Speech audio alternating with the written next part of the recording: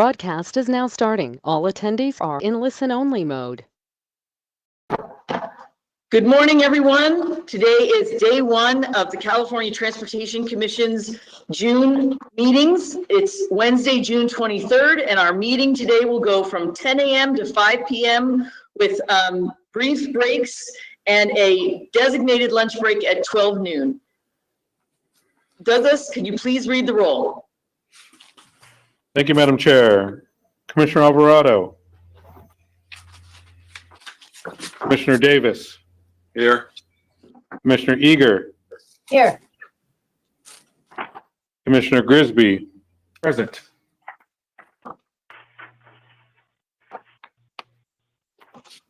Bear with me, Chair. Yes. Commissioner Guardino, you should be able to open your mic now.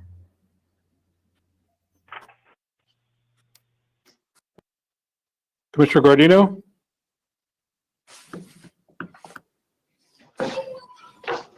Commissioner, we see you're on the webinar. We don't hear you as of yet. Commissioner Inman? Here. Commissioner Kehoe? Here. Commissioner Liu? Here. Commissioner Martinez? Present. Commissioner Tavaloni? Here. Chair Norton? Present. Senator Newman? Here. Assemblymember Friedman? Commissioner Guardino? He's indicated that he's here, but his audio isn't working. Thank you. Madam Chair, we have a quorum. Thank you very much, Douglas. Could you please read the information about how the public can participate in our meetings today? Yes. Good morning. Welcome to the 2021 CTC virtual meeting. Please note that because this is a two-day meeting, you will need to use a separate link to attend the meeting tomorrow. The links can be found on the first page of the meeting agenda, and that agenda is available on our website. It is also available in the handouts tab. Please use the questions tab if you have questions about this. The CTC exists to make transportation planning, funding, and policy more understandable and accountable. Our meetings normally take place in diverse locations around the state so that commissioners can see firsthand the variety of infrastructure issues around California. However, containment measures surrounding COVID-19 have required us to adjust to a webinar format. Please bear with us should we encounter any technical challenges. The Commission's meeting agenda, as I stated, is located under the Handouts tab and can be downloaded and saved during this webinar. It can also be found on the Commission's website. We want to let folks know that live closed captioning is being provided in this webinar for this meeting. The link to view live captions can be found on our meetings page under the June 23rd, 24th meeting heading. This is a new feature for us, and we hope folks who need it will take advantage of that. Commissioners, should you have any questions or comments during the meeting, please let us know by raising your hand or otherwise get our attention on camera and wait for the chair to call on you. You can also send inquiries and comments through the questions tab that can be read to presenters and the audience on your behalf if desired.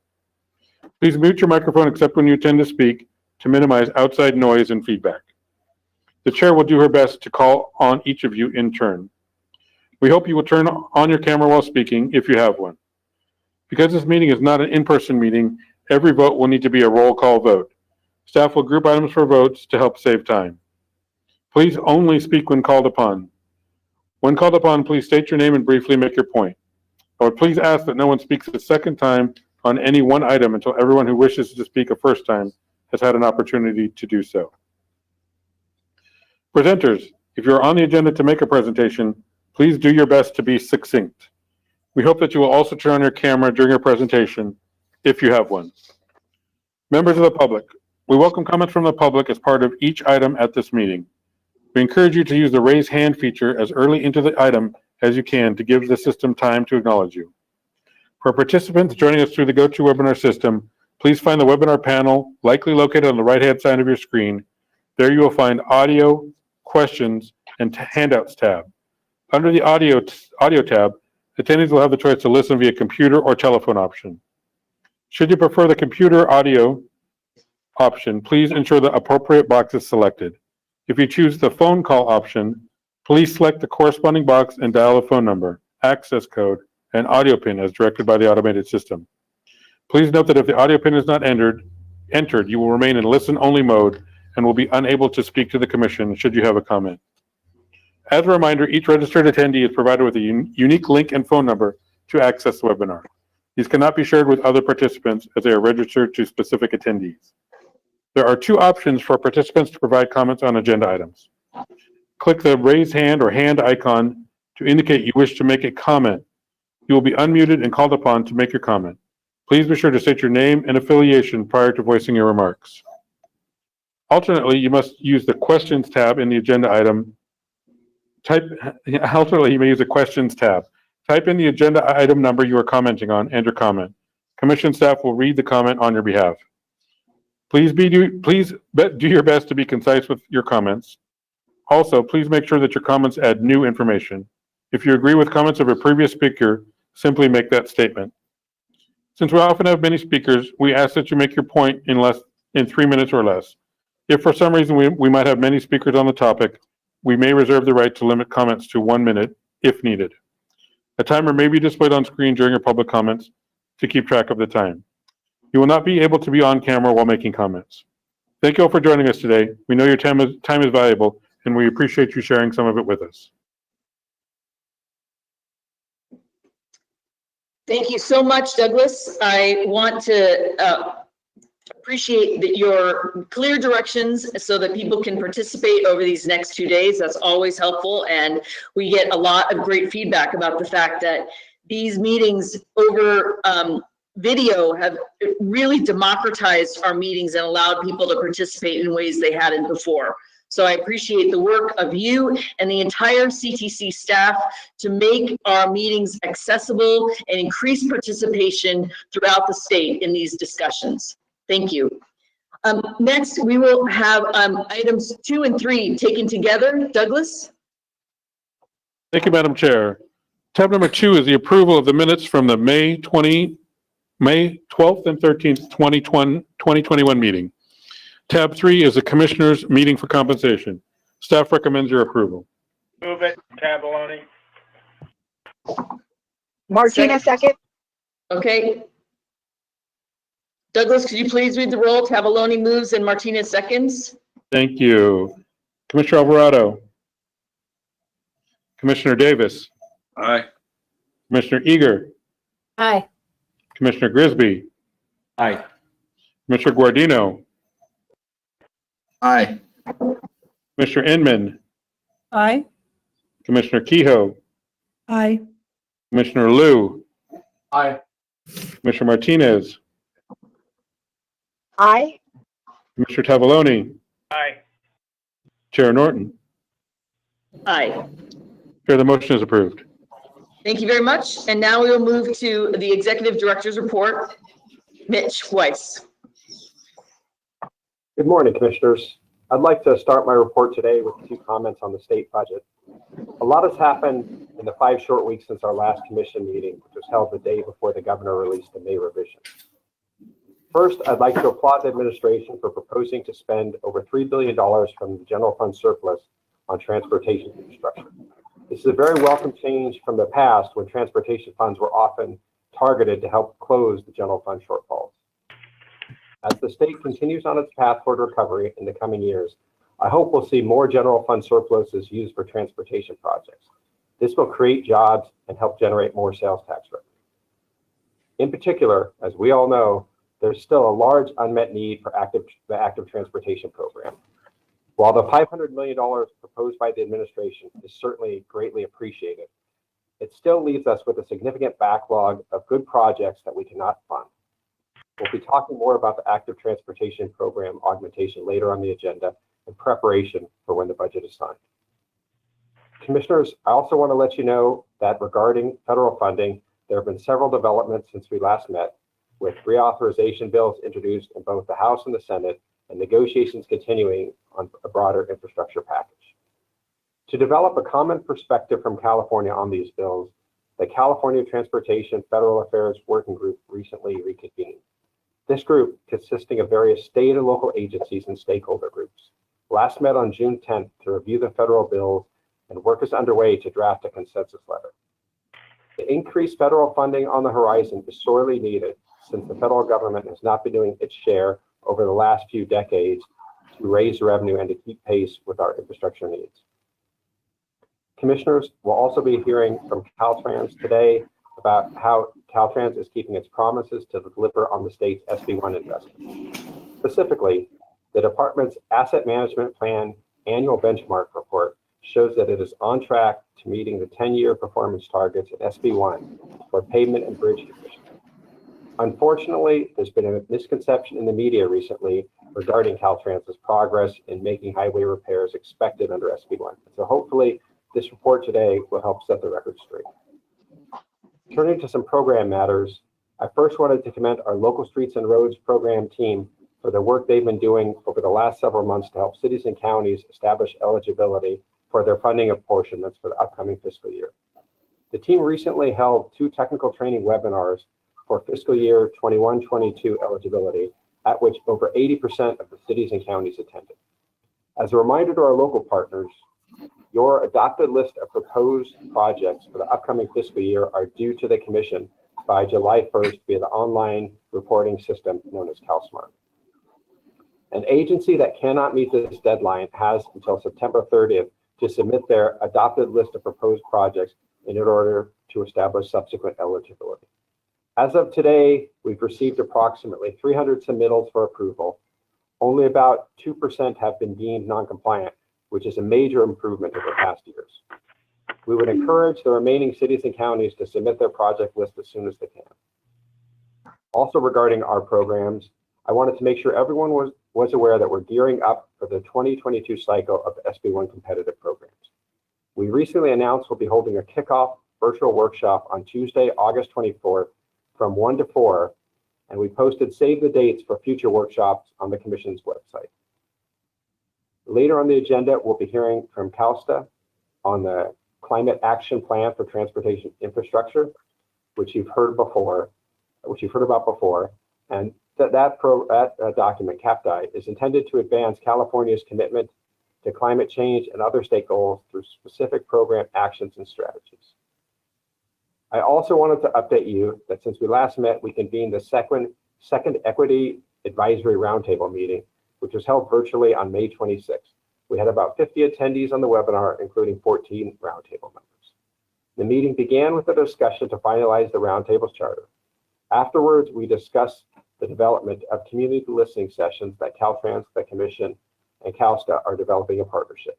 This topic sparked an important dialogue about public engagement more broadly. We heard some very personal and compelling stories regarding the difficulties that people have faced when trying to engage with government agencies.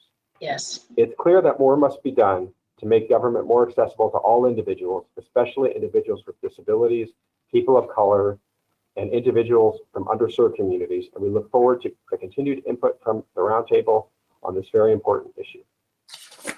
We will hear later from one of the roundtable members, Connie Stewart, for her perspective on this meeting and the roundtable progress.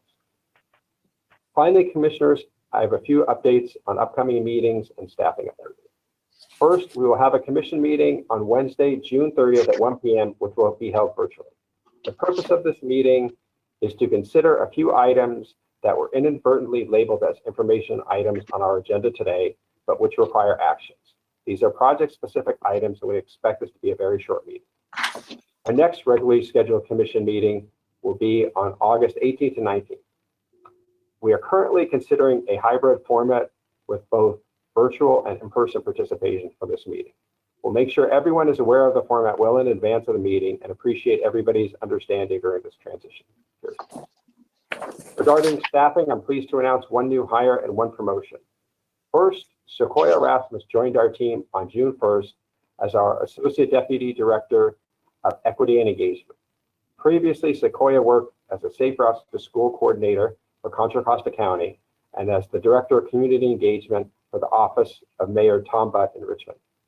She recently received dual master's degrees from UC Davis in Transportation Technology and Policy and Community Development, with a certificate in Landscape Architecture and Environmental Design. Second, Casey Ruggiero recently was promoted to Associate Deputy Director.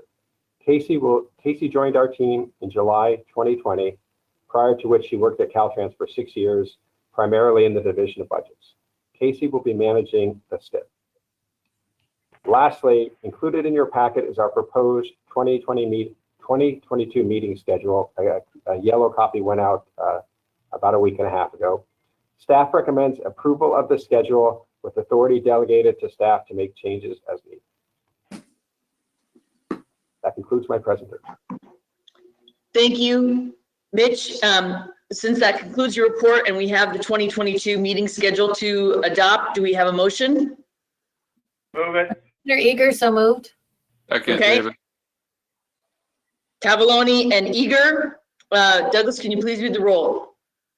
Thank you, Chair. Commissioner Alvarado. Commissioner Davis. Aye. Commissioner Eager. Aye. Commissioner Grisby. Aye. Commissioner Guardino. Commissioner, we didn't hear you.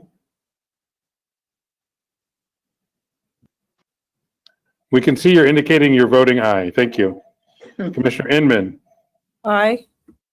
Commissioner Kehoe. Aye. Commissioner Liu. Aye. Commissioner Martinez. Aye. Commissioner Tavoloni. Aye. Chair Norton. Aye. Chair, the motion is approved. Okay, the next item is my report, and then I'll be calling on some other commissioners to flesh out some of the things that have been done since the last meeting. I want to continue to highlight the fact that this year is absolutely the public policy Olympics for transportation. And in the interim between our last meeting and now, it has been no different. We are excited about the CAPTI discussion that's coming up today, and Paul Gozuski highlighting the progress from the federal government consideration of the items that we presented along with Caltrans and CalSTA to the federal government in partnership with what we want to see happen with the governor's agenda and the legislature's agenda for California.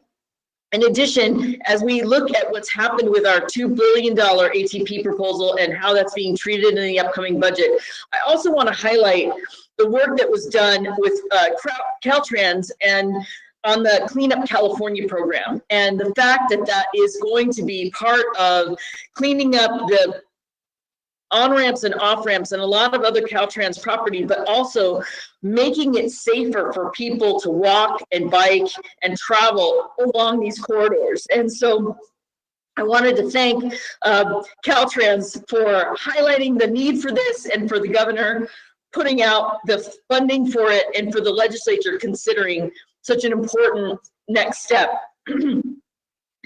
As we know, since our last meeting, there's been a lot of discussion about reimagining highways, and we are working on all of the tools that we can have to do that, including what the federal government and the state government is providing.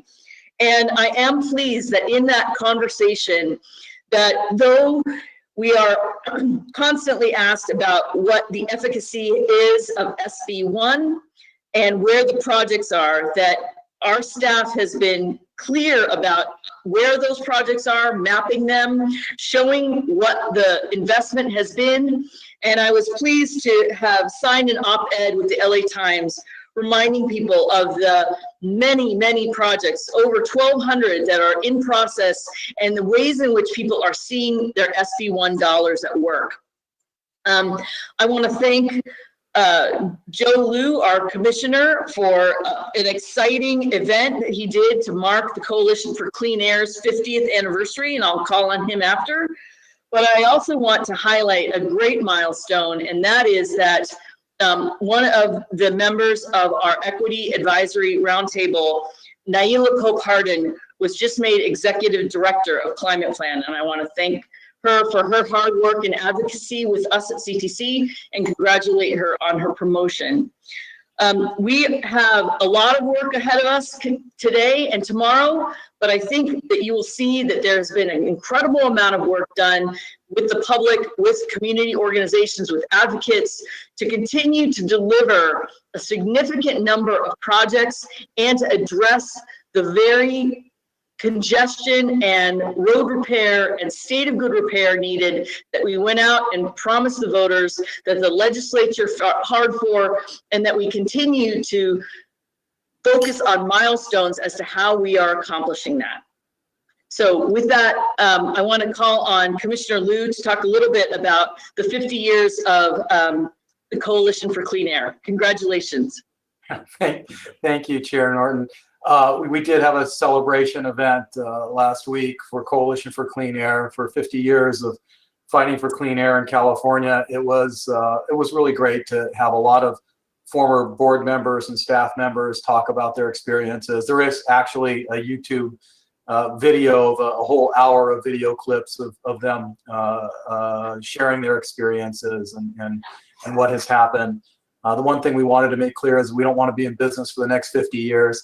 We want to get this problem solved far before then. But it is clear that the importance between our climate challenges and our air quality challenges and the intersection with transportation. So glad to be here, glad to be celebrating 50 years of Coalition for Clean Air. And just, thanks to all the wonderful people that have made that possible. We did honor two clean air heroes in California, former South Coast Air Quality Management District Governing Board Chair Bill Burke and former California Air Resources Board Chair Mary Nichols, and that made the event very special. So thank you, Chair Norton, for that opportunity to tell people about that. Absolutely. I also see that Commissioner Gardino's video is on. Commissioner Gardino, did you wish to speak on this item? You're so gracious. No, I will turn off my video. Thank you. Okay. Well, with that, are there any other commissioners who wish to speak about items that have occurred between our last meeting and now? I do want to highlight that there were a number of grand openings and video openings in the interim, and they are highlighted on the website. And we're very, very pleased that CTC is recognized for our role in supporting so many of these projects that SB1, again, those funds are the reason that these projects could be completed. And that's very exciting for all of us. I see that today the commissioner reports are an action item. So Douglas, do you need to read the roll? No, Chair, we just keep that in there in case the commissioner wants us to take action on something. Well, then that's great.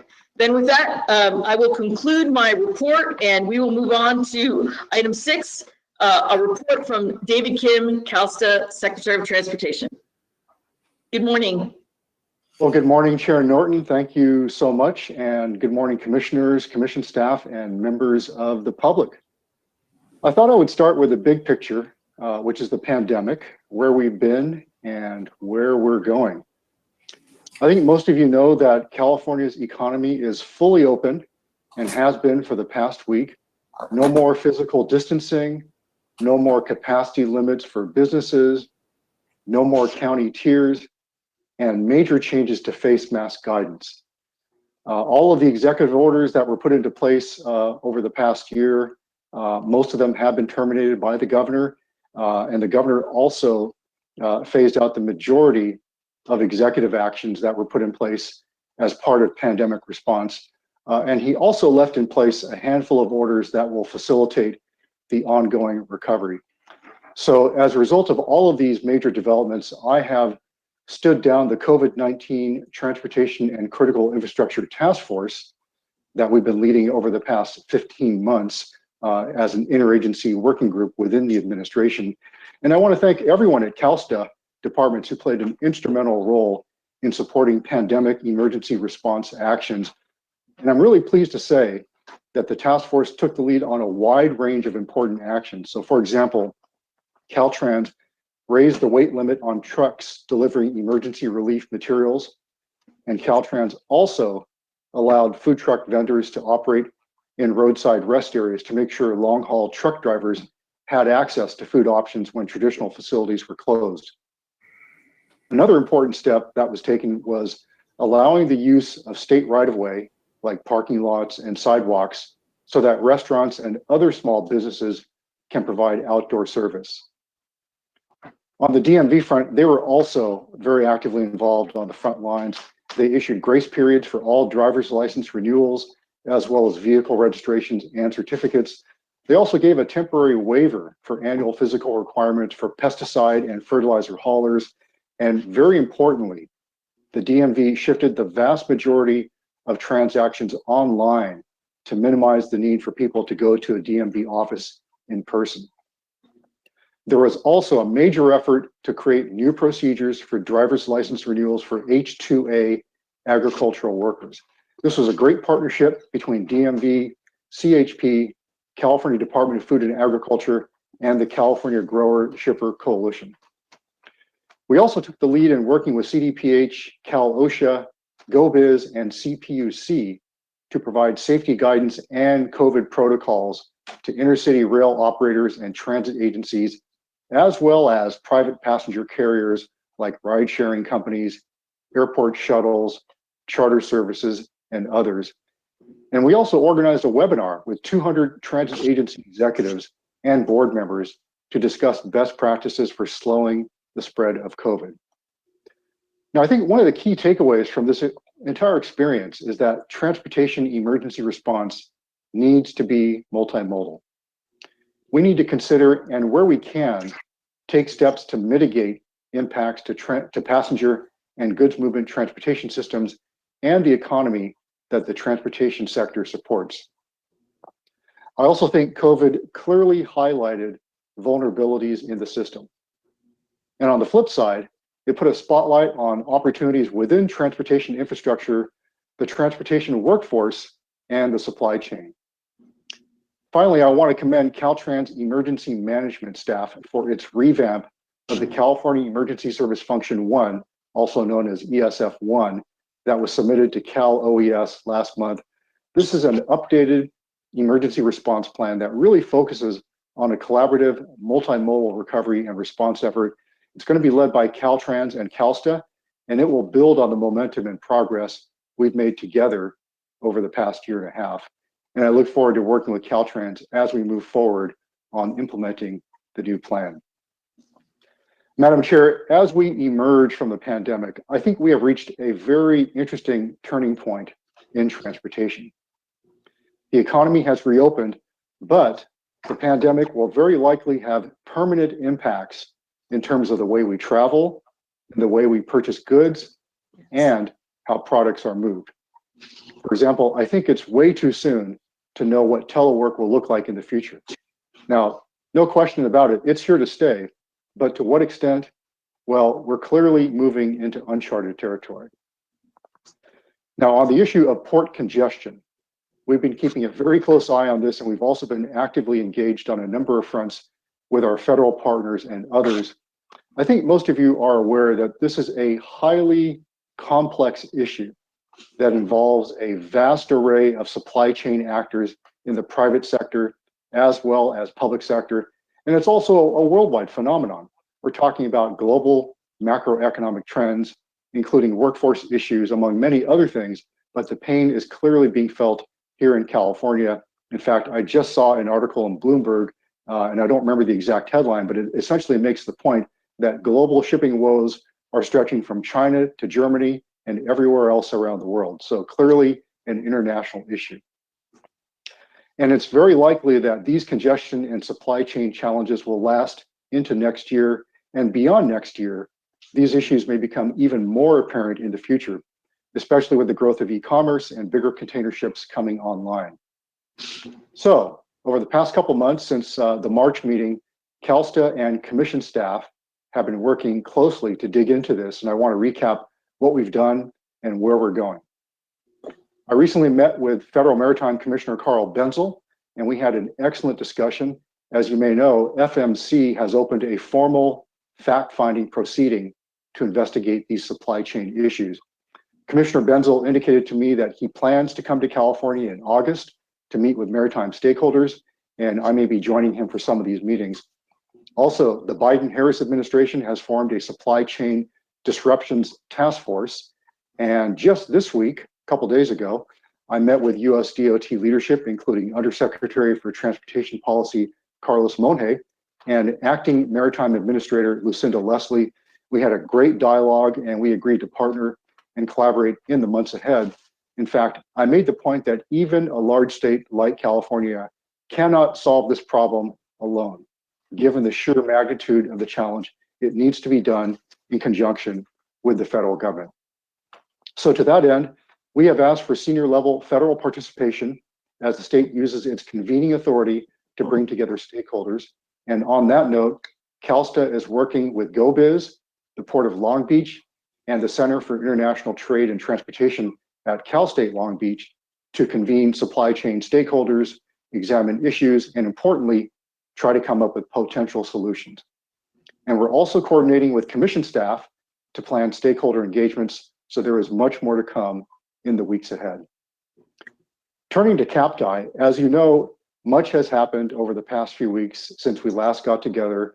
We wrapped up a 10-week public review period that concluded on May 19th, and we held a series of stakeholder workshops. And through all of these engagements, over 800 comments were submitted by more than 100 organizations and individuals, many thoughtful comments and constructive feedback from a wide variety of interested parties. And our team has spent considerable time reviewing and considering stakeholder input. And by the way, all of the public feedback has been posted on the CalSTA website. I want to recognize Darwin Musavi of my team and Tony Dang of Caltrans for their hard work in compiling all of the feedback in a thorough 20-page memo, very light reading, and turning it around very quickly. So what you have in front of you as part of the meeting packet is the CAPTI revisions memo. It's also posted on the CalSTA website. This is a summary of the key topics and themes addressed in the comments, the various viewpoints around those topics, as well as our response to those comments. The memo also highlights the revisions that will be made in the final CAPTI document before it's posted by July 15th. Also, after the final CAPTI is released next month, we plan to post responses to all comments on our website. So as you can see, there was a very thorough and robust effort that went into obtaining stakeholder input, as well as reviewing and responding to it. And I want to say thank you to all stakeholders who provided all this feedback. Again, we received so many thoughtful and helpful considerations that I think will make CAPTI a better plan because of your contributions. And many of your comments will also help us with the implementation phase of this effort. And the last thing I'll say on CAPTI, the range of feedback clearly demonstrates that these are not easy issues to tackle. And CAPTI is just the first step as we continue to work together on the very challenging issues around climate change and the role of the transportation sector in reducing carbon emissions while also improving equity and public health. Madam Chair, turning to the state budget, negotiations between the governor and Senate and Assembly leadership continue. The governor is pushing his California Comeback Plan. It's a $100 billion proposal, the biggest economic recovery package in California history, and it includes major investments to address the state's most persistent challenges. For transportation, the plan proposes $11 billion in additional funds to support a recovery that is equitable and will position us well to pursue potential federal dollars through the American Jobs Plan and other federal actions. And so real quickly, the governor's transportation package will create quality jobs, advance zero-emission vehicles, expand rail and transit, complete priority projects in advance of the 2028 LA Olympics, improve safety and access for bicyclists and pedestrians, and accelerate needed safety and fix-it-first projects on state highways and local streets and roads, including critical grade separations. I will say that the governor's May revise is very much in line with what's being proposed at the federal level in the American Jobs Plan, as well as surface transportation reauthorization plans being advanced by the House and Senate. And Madam Chair, as you know, CalSTA, Caltrans, and the Commission have been actively engaging with California's congressional delegation over the past few months to make sure our state's priorities are front and center. Finally, Madam Chair, some exciting news on the Otay Mesa East Port of Entry project. Lieutenant Governor Kounalakis and I will be in San Diego next week to sign an MOU between the government of Mexico, the state of California, and our regional partners in the San Diego area to deliver Otay Mesa East. Now, the Commission is very familiar with this critical international trade freight corridor project. It has been the recipient of funding from the Trade Corridor Enhancement Program. And just to refresh your memory, the purpose of the project is to facilitate the movement of trade as well as people between California and Mexico. I think everyone is aware that Mexico is California's largest export market. Over $48 billion worth of goods traveled between Mexico and the US in 2019 at the existing Otay, Mesa, and Tecate ports of entry. So adding a new port of entry will have a huge impact in terms of keeping this important trade and economic relationship vibrant. It'll reduce vehicle wait times at the existing ports of entry by approximately 50% on opening day, and that in turn will greatly improve air quality in the region and reduce GHG emissions. So the MOU we will be signing next week will set project delivery milestones. It will identify the location of tolling facilities on the US side, and it will also establish a framework for developing toll revenue sharing policies to finance the project on both sides of the border.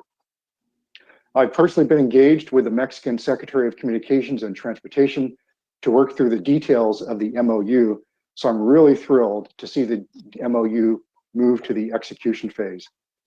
Now, in terms of the project itself, roughly $565 million has been committed to the Otay Mesa East Port of Entry project. And on Capitol Hill, we were able to secure an earmark thanks to the congressional delegation.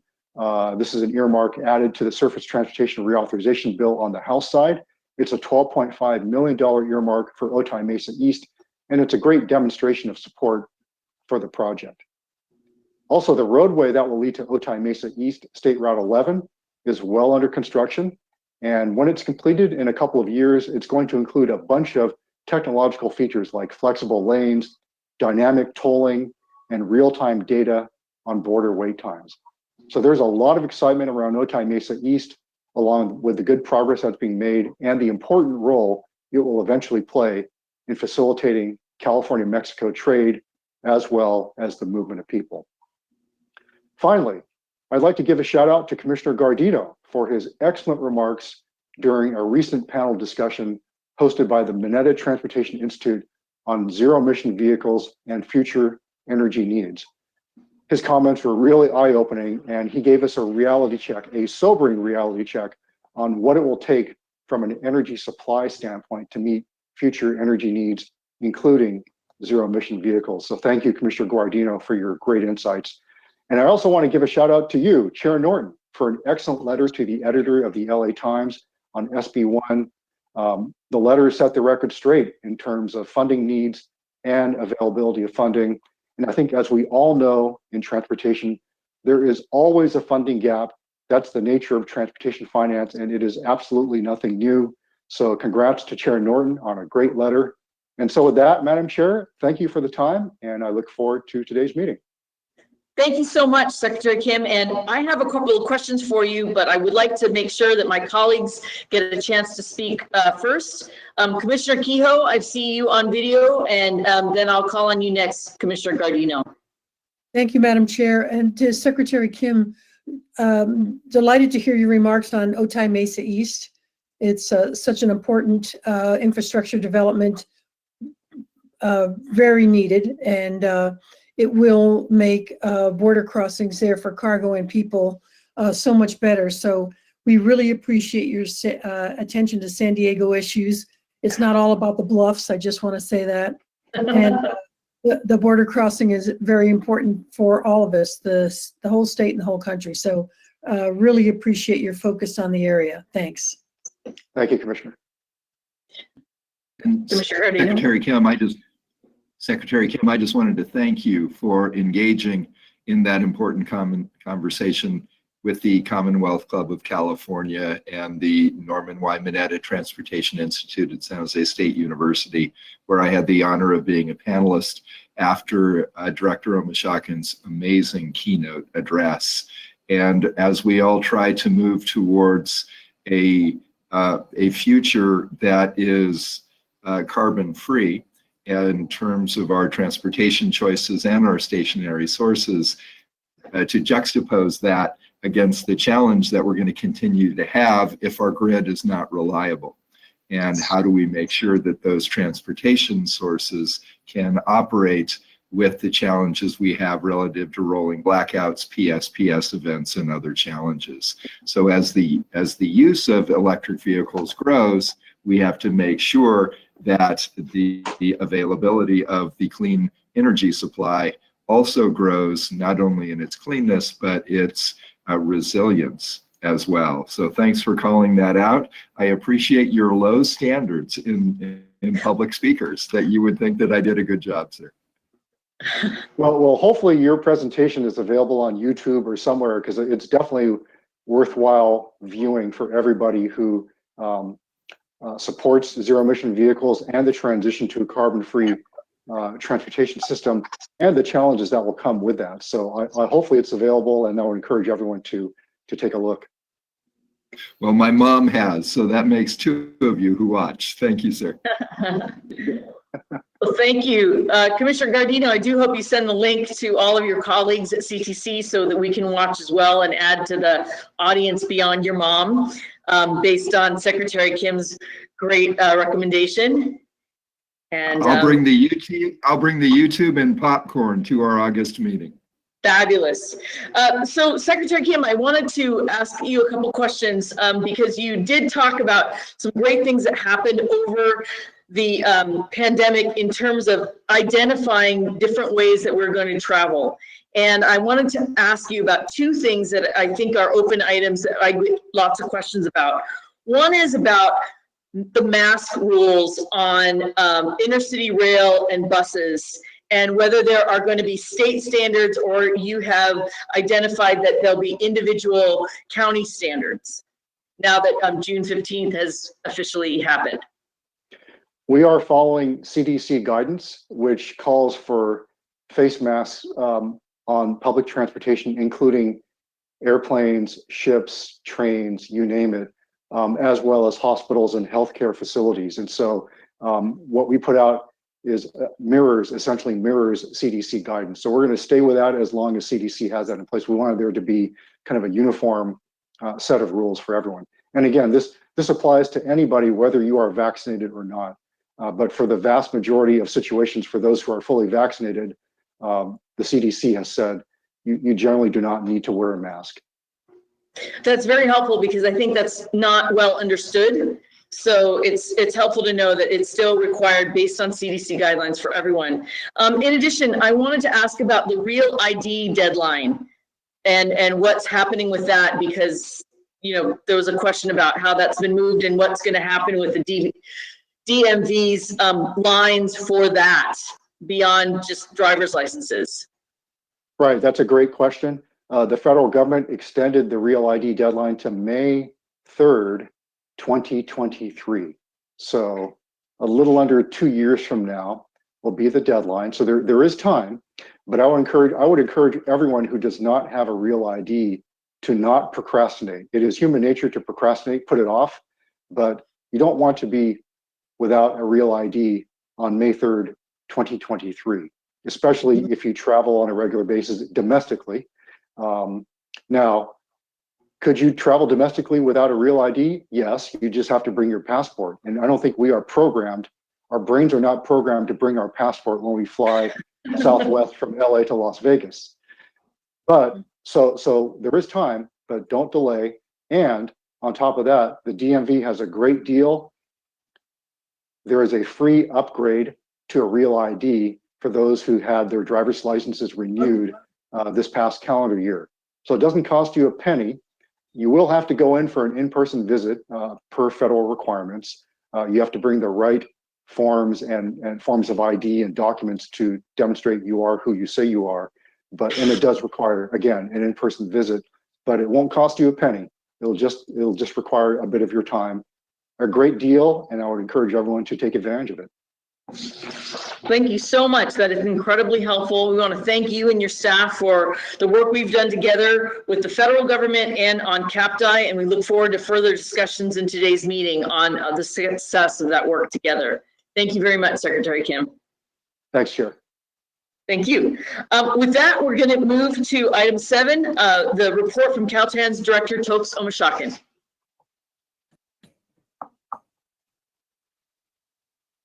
Good morning, Director Omishakin.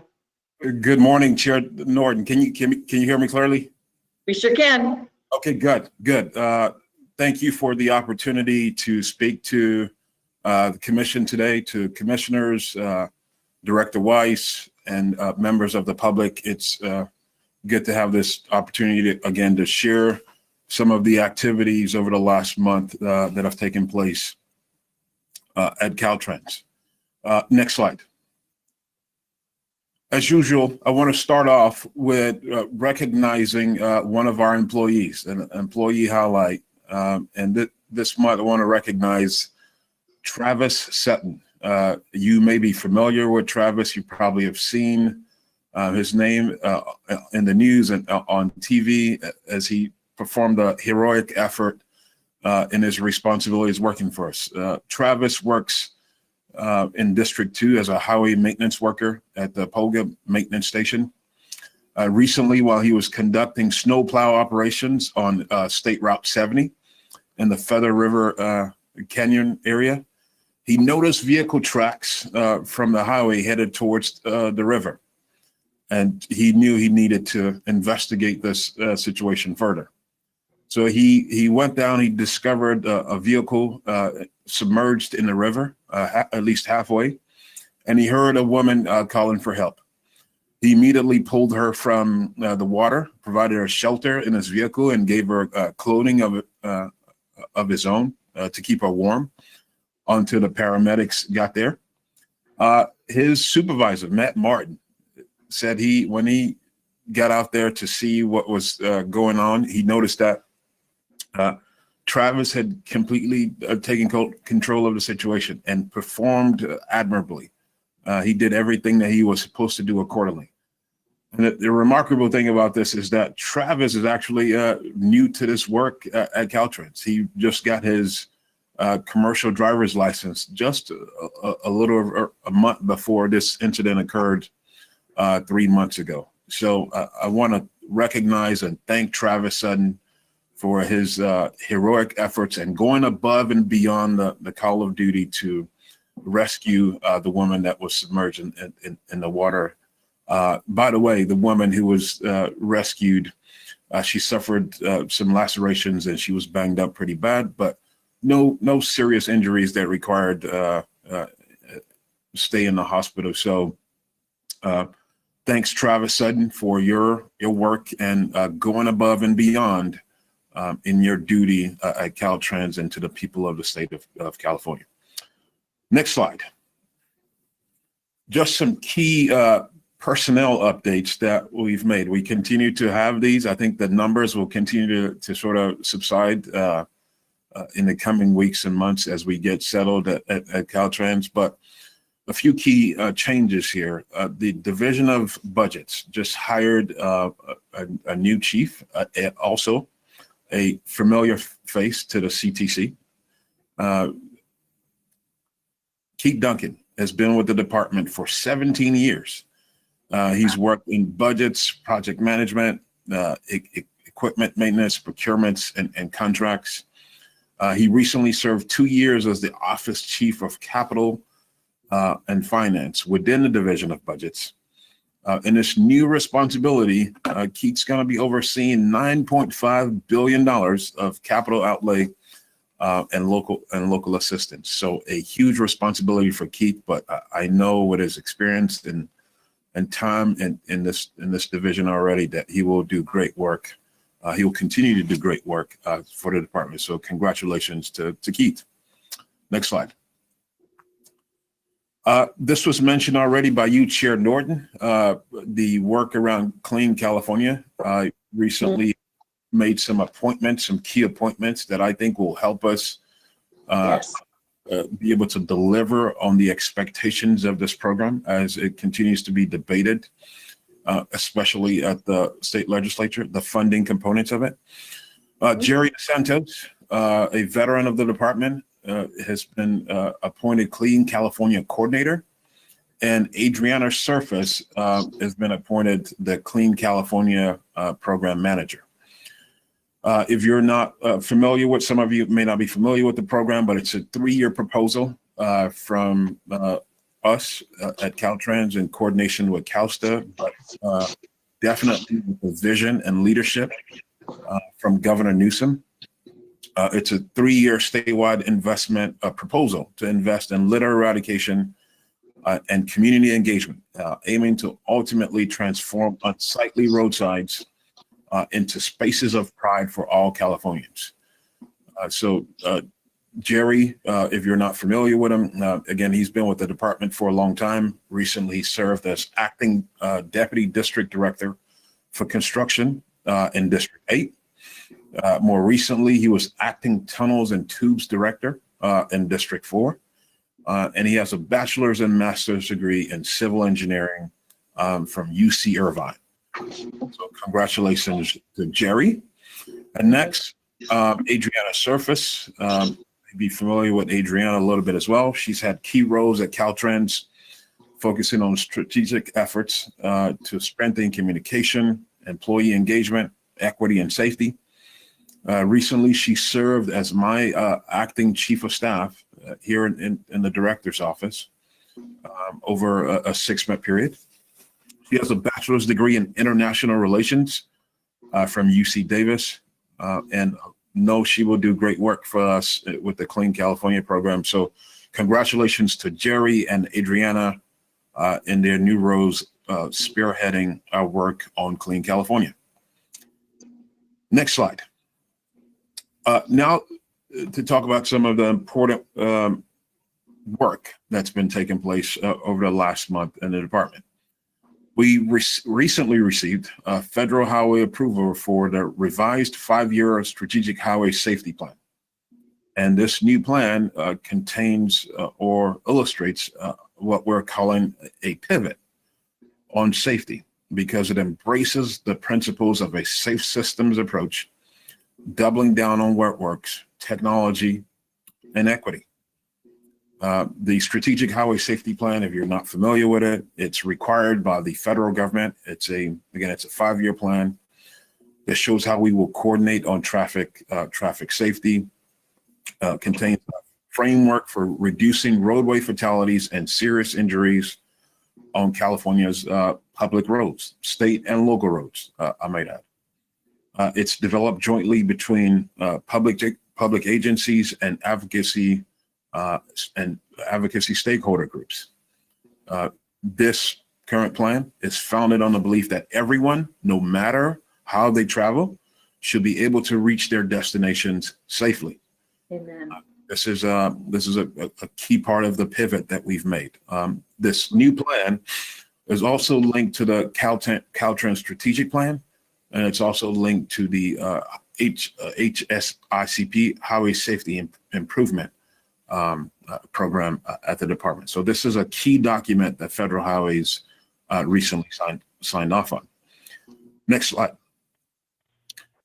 So unfortunately, as we update this plan, fatality and serious injuries, as we found out, continue to go up and go in the wrong direction in the state. And I continue to touch on this. I will always touch on this in this setting, in this meeting, the fact that we have a significant safety challenge in front of us and have to tackle this, continue to focus and tackle this issue. Recent information or data that has come out from NHTSA and from the National Safety Council, NSC, has shown that there's been an 8% increase in fatalities across the country. We're now roughly at 39,000 dying on the roadway system in 2020, 39,000 people across the country. Wow. This, I believe, is the highest we've seen in 14 years. So 2007 was the last time that we saw numbers get up to this point in the country. Despite the fact that in 2020 we saw nationally a 13% drop in VMT, and in this state we saw on major corridors VMT drop down to 30 to 40% on some major corridors in California. And so we've seen an increase in fatalities both for people driving and for people walking and biking. So we've got a major issue on our hand And it's my hope that that plan that I mentioned before, the SHSP, will help us drive these numbers in the right direction. Next slide. Mentioned this already, but just so you can see this in a graphic form, the fact that pedestrian fatalities continue to go up. But they're not just going up across the board. When you look at the demographics, they are going up, particularly in communities of color or underserved communities. You can see here that Native Americans, African Americans, and in some cases Latinos experience a higher rate of fatal crashes when it comes to pedestrians. So you see where the impact clearly is happening the most in our communities across the country, and this reflects what's happening very much in California as well. So challenges ahead for us here, and I know we will be able to tackle them. I trust that we will. Next slide. So this was mentioned briefly already, just to hit on some of the climate activity that's taken place over the last month. I was fortunate to be at the 12th annual Mesa National Transportation Policy Summit, fortunate to be the keynote speaker along with special guest speakers like Secretary Buttigieg and our Senator Padilla, but very much as well excited to share the stage with our very own Commissioner Gardner, who did an excellent job on a panel. But we talked about what Caltrans is doing with the California Air Resources Board, with the CEC, to address reduction in VMT, as we work on the update to the California Climate Change Scoping Plan.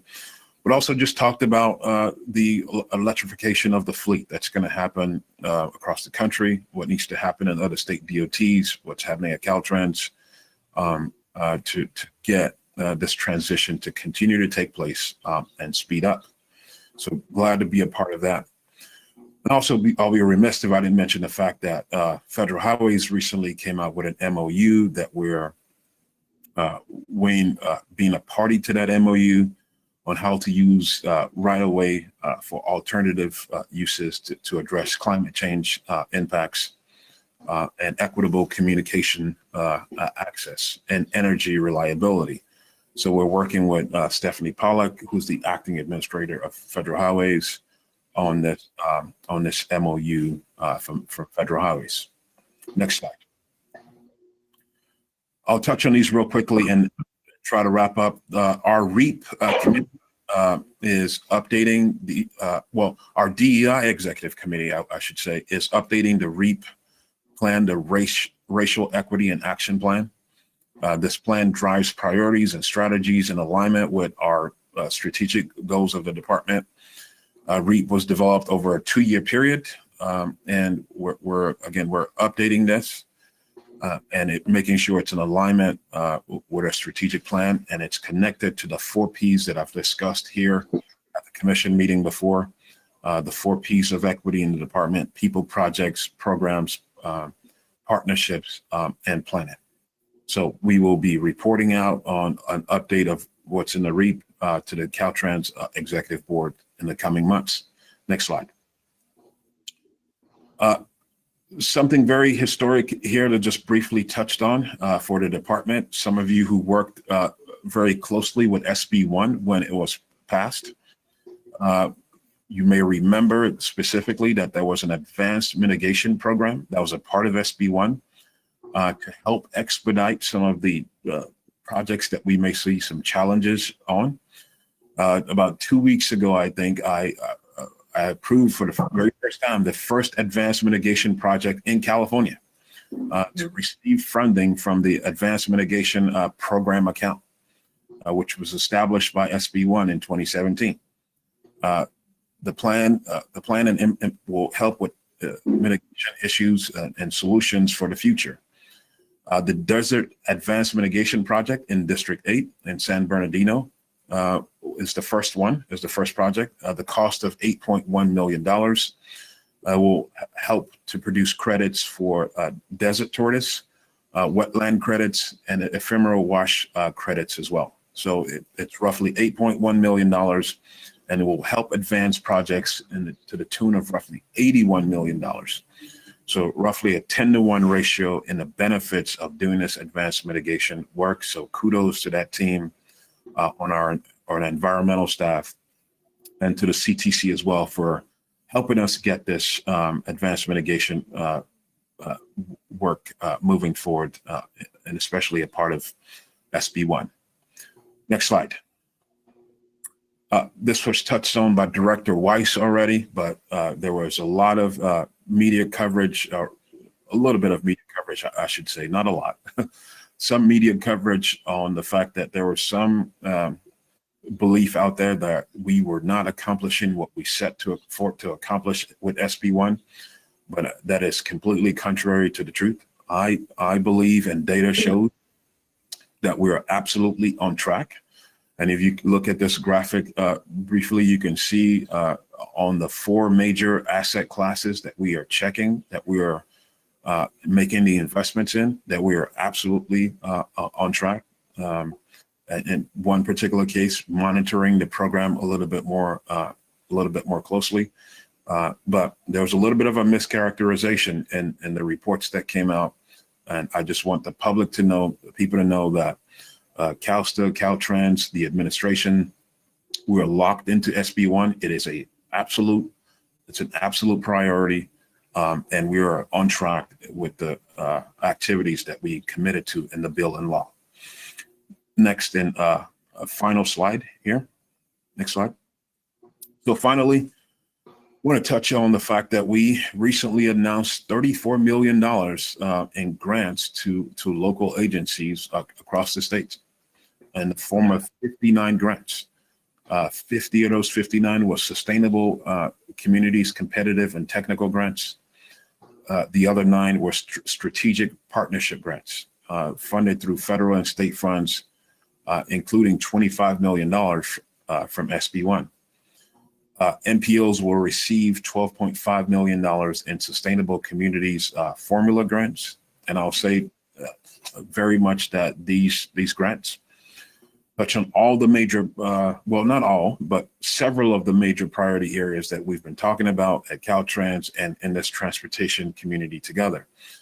Reducing greenhouse gases, improving multimodal transportation, addressing needs of disadvantaged communities, enhancing active transportation, and addressing issues related to natural disaster and preparedness. So excited about these grants, and especially the fact that 1/3 of all recipients of these new grants are communities that we traditionally don't reach, including Native American tribal governments, transit agencies in some cases, and other local governments.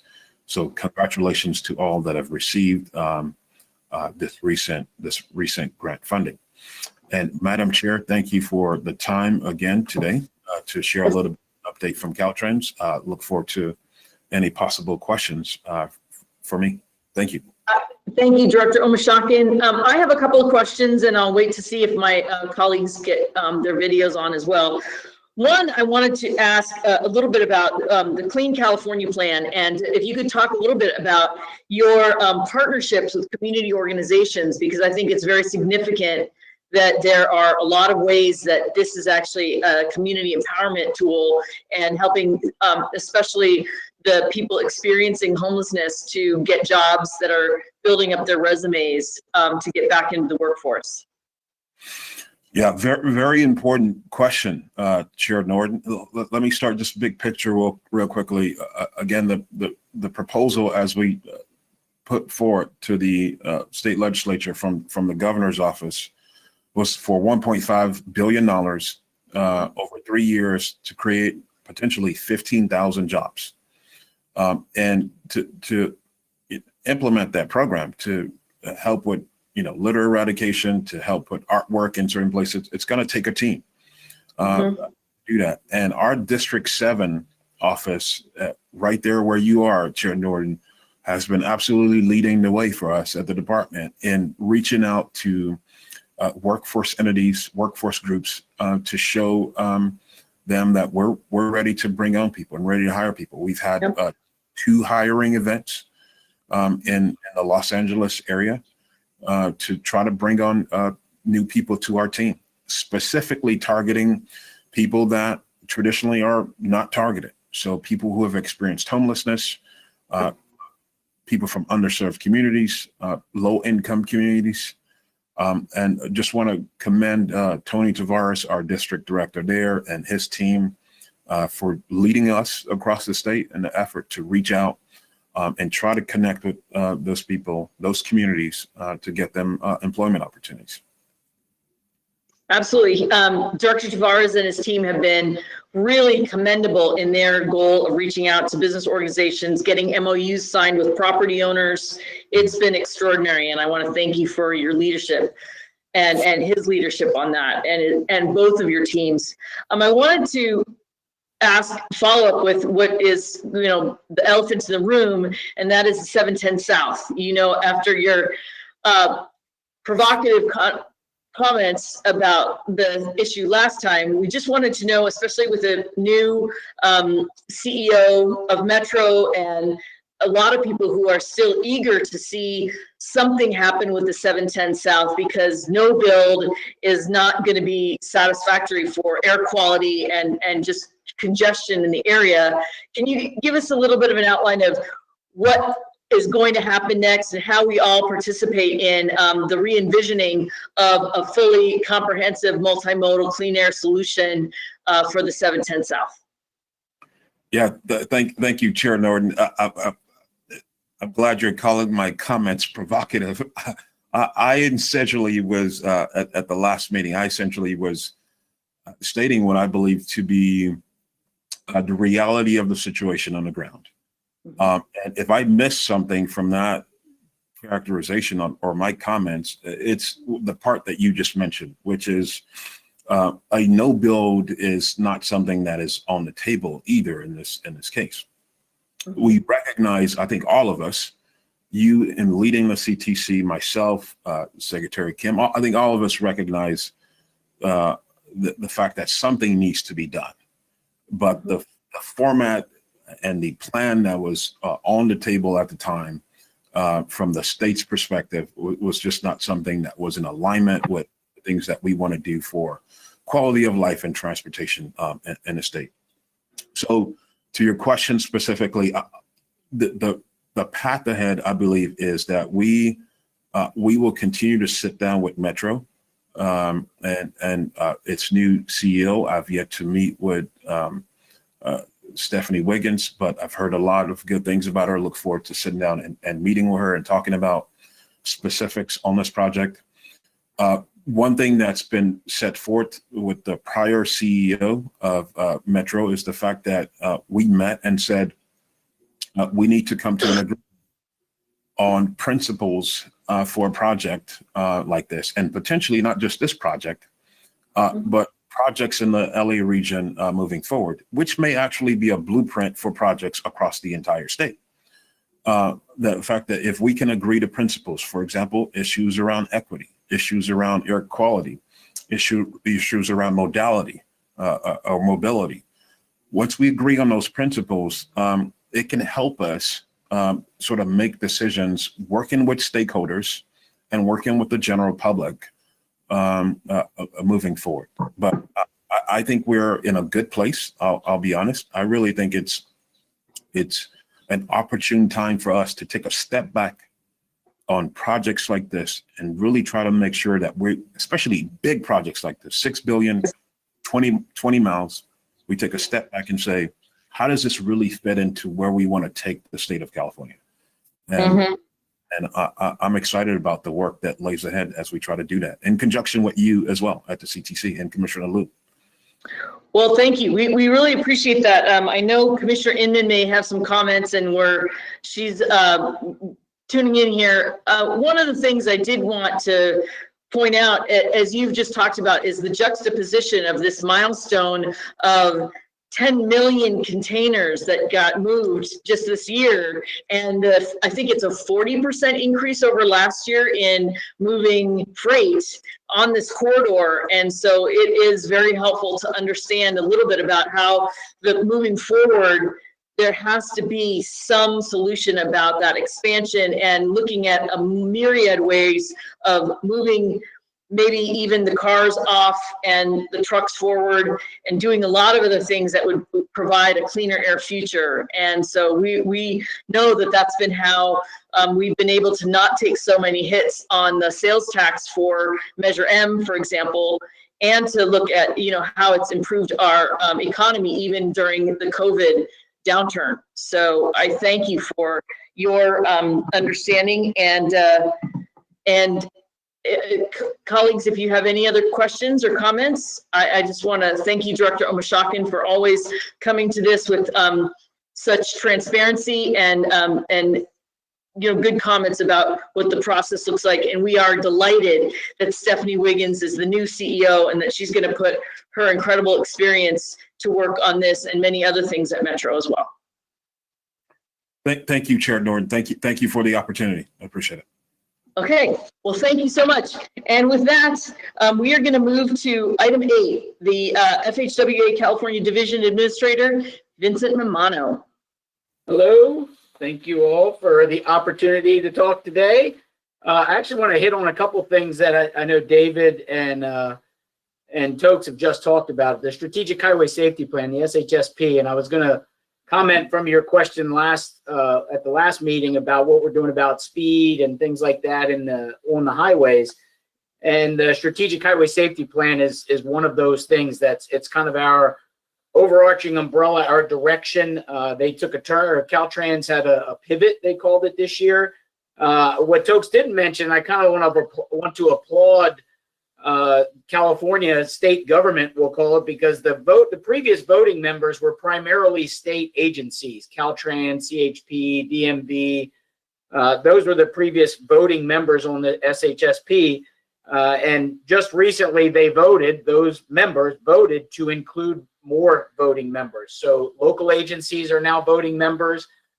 Tribes are now represented on the voting member group. So I want to applaud Caltrans in their leadership in that area and recognizing that they need to bring different viewpoints to the table and give those viewpoints the weight that they have. So all of them have voting member rights. So I think those are great. It's a great move for that plan. It's an example plan for the rest of the country already with the number of groups that are involved in that plan. All over the country, they look at the California Strategic Highway Safety Plan. The other thing I wanted to just mention is the safe systems approach. Rachel Carpenter, the Chief Safety Officer at Caltrans, is leading this effort. She's been working with our headquarters, and that looks at safe roads, safe vehicles, safe speeds, the safe road user, and then it also looks at post-crash care. So it kind of looks at a holistic approach at the system. And it's something that Federal Highway has been pushing. Caltrans is on top of it, and they're leading the way in that area also. So just a lot of good things happening in safety. Totes already talked about the numbers, and California is 10% of the safety numbers all the time. And if we can get those down, that would be huge. That's great. Vince, we lost your audio for a minute. You're welcome. You're welcome. There's a workshop next week on commercial motor vehicles in the work zone. So I think that's another area that we're trying to focus on. And the other thing I want to thank Tokes for being a part of is a video series we're trying to do that's looking at local road safety plans. So it's an opportunity for locals to come to the table themselves, recognize that the state and the feds are here to help, but everybody has a role in this, and encourage locals to have their own local road safety plans. So hopefully those videos will be coming out, and clearly it's a Cool Haircut Club that we're in those videos between Tokes and I. So a lot of things that are happening in safety, and I think it's important just to recognize we all own a piece of that. Did you good? Did you want to ask something? Yeah, I'd just like some information on the commuter vehicles in the work zone workshop. If I could get you to forward that maybe to Doug, and then he can get it to me for next week. See if we can get some people on it. most of the time those cars get in work zones, my members get killed. So, Right. Yep, I'll see if I can get you something there. thank you so much. No problem. So there's a lot of stuff going on in safety. And again, thank you to Caltrans and, Rachel Carpenter, the chief, like I said, the chief safety officer there. She's really taking the lead in safety overall. So trying to bring it all together. So a lot of good things going on there. A couple other things. We've got David and Tokes, I think, and Mitch already talked about the House T&I proposal for the new authorizing legislation. Remember, we have the FAST Act as our authorizing legislation. The T&I committee, I think their bill or their proposal was $547 billion, and the Senate EPW's was $303 billion. So there's a little bit of a difference, but they're talking. That's two big things that is on the table.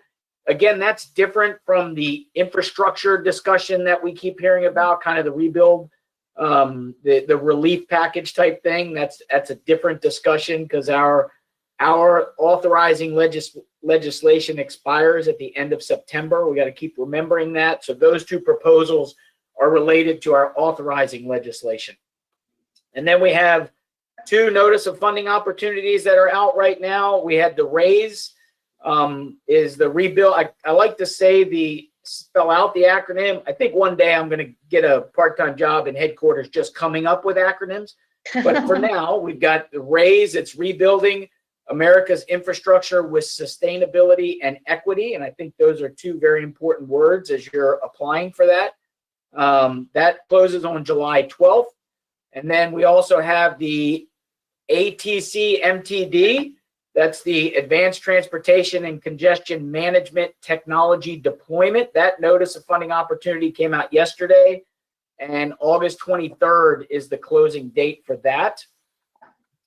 And then lastly, I think I've been a little remiss lately in talking about tribes. I think, like I talked about before with the Strategic Highway Safety Plan, has tribes now as a voting member, representatives from the tribal community as a voting member. I want to thank Erica Pinto. She's the chair of the Caltrans's Native American Advisory Committee. They're a group of representative tribes around the state that work with Caltrans, and Caltrans meets with them regularly to get guidance and advice and working together to try and make sure that the tribes are understood and tribes are at the table. I want to continue to encourage everybody to remember that you shouldn't be handing tribes something to comment on. They should be at the table with us while we're developing it.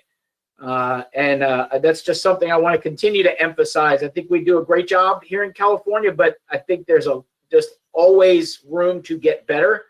And I think that's something I want to make sure everybody is paying attention to, that making sure we have tribes at the table and involved in the discussions prior to the decisions. And I think I hit everything I wanted to talk about. Oh, put your cell phones down. We talk safety, safety, safety. Put them all down. Victor Mendez, our previous administrator for Federal Highway, wanted to push to change the glove box. Everybody has their glove compartment. He wanted to change that to cell phone compartment. So think about that. I thought that was a pretty good idea. I don't know why. I don't put gloves in my glove box. Anyway, that's all I got. If anybody has any questions. Thank you. Commissioners, are there any other questions for Vince? I just had one, and that was Director Omashakian put up a pretty startling statistic about, as you were talking about, the tribes and issues in tribal nations, about the issue of Native Americans and safety in getting killed on the highways. And just wanted to ask, as you're talking about raising the profile of the tribal nations and concerns about safety and highways, what you are doing on that front nationally. So when we talked about the local road safety programs, those safety plans for local roads, that's tribes included. So we've got several tribes. I know the Karuk tribe up in Northern California, the Yurok tribe, and several others have local road safety plans. And I think that's the thing we're trying to do, is get to the tribal communities and recognize that there are tools out there that can help. So one of the reasons we are doing that video is to try and get that out into the different communities, to let people know there's some opportunity for help, for some assistance. And so there's a lot of focus in that area. And I know that the strategic highway safety plan focuses on that also. So it's the local community, but there's been a lot of outreach to it, and it's a great challenge. It's something that we all need to be aware of. Yes, well, thank you very much. I see no other questions from my colleagues, so I want to thank you for your great report today, and we look forward to your next report in August. All right, great. Thank you. Have a great day. Again. Next, we're going to item 9, the Regional Agencies Moderator, Ivan Garcia. Ivan? Good morning. Can you hear me okay? We sure can. Great. I'm Ivan Garcia with the Butte County Association of Governments. First off, congratulations to Keith Duncan on the promotion. Well deserved. Madam Chair, again, I'd like to thank Commission staff, Caltrans, and the rest of the presenters who take the time to provide the statewide RTPA group with a preview of the Commission meeting, presentations, and provide another opportunity to provide input and ask questions. So thank you all. We held our statewide RTPA meeting yesterday. Secretary Kim, thanks to Tony Dang of Caltrans, who was kind enough to fill in for Darwin Masavi and provide an update on the CAPTI. It was pointed out that the comments were well organized and categorized to facilitate the review. I guess you have to when you have, 800 or so comments? The subject of need for flexibility and implementation due to geographic differences was raised in relation to and centered around induced travel and VMT metrics and the research and tools available and applicable to urbanized regions. The regions are looking for clarity on what exactly constitutes an urbanized area. This definition and interpretation have big impacts.